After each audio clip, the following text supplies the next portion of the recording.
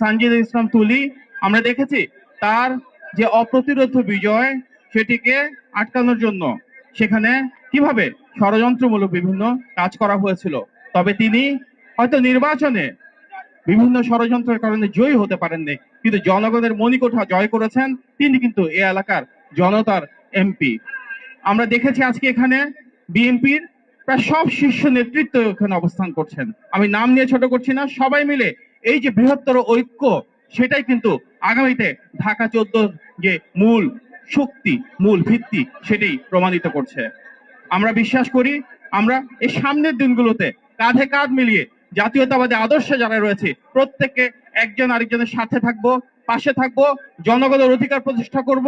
এবং যেহেতু রাষ্ট্র পরিচালনায় বিএনপি রয়েছে, আমাদের নেতা জনাব তারেক রহমানের নেতৃত্বে আমরা সবাই মিলে এই এলাকার প্রতিটি মানুষের সুখে দুঃখে বিপদে আপদে একযোগে কাজ করবো ইনশাল্লাহ। আপনাদের সবাইকে অনেক ধন্যবাদ।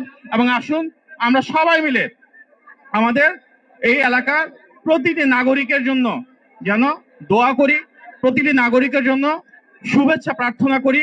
এবং আমাদের বোন সানজিদ ইসলাম তুলি যেন যেভাবে সবার আবেগ ভালোবাসা পেয়েছেন, সামনের দিনগুলোতে এখানে যারা নেতৃবৃন্দ রয়েছেন এবং সাধারণ মানুষ রয়েছেন সবাইকে পাশে পান।